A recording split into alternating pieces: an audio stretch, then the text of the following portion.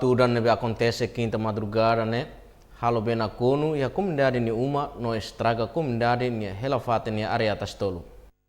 O acontecimento, né, secretário de Estado de Proteção Civil, do direito onde observa no dados no nível de apoio à emergência. Vai estel e está citolo quinta, né, secretário de Estado de Proteção Civil, Alexandrino Xavier Araújo Dehan, sira ne serviço mo dados depois a apoio à emergência, no mostra recuperação a boa comunidade sira ne uma, ne bem maquetam estragos.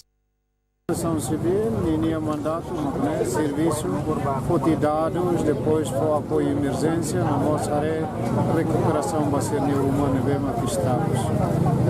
Segundo, Proteção Civil tem que ser salva e tem povo sira, ne bem afeta, e loriba tal e fato inseguro.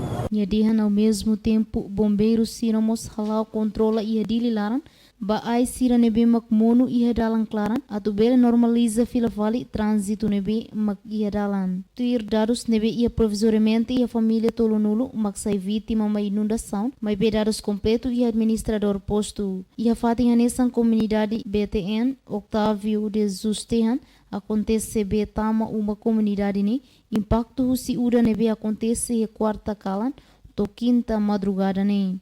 Dia acontece né ia udang keras pas udang ia lorong keras udangnya dia udang sana mai let mai let pas ia 11 horas ini mai makasa então ia mai makasa kalau be sai na piru makasa depois laos sini det fati gira si baru ini tamu tu mai de fati ini be aku sai fati ini ai ida. Nhadihan bem na Cono ne laos foi na acontece, mas be ia tinang kotukmos acontece ona. O acontecimento ne halusira triste tamba sa sambarak makat. Natalina Lopes, Estel News.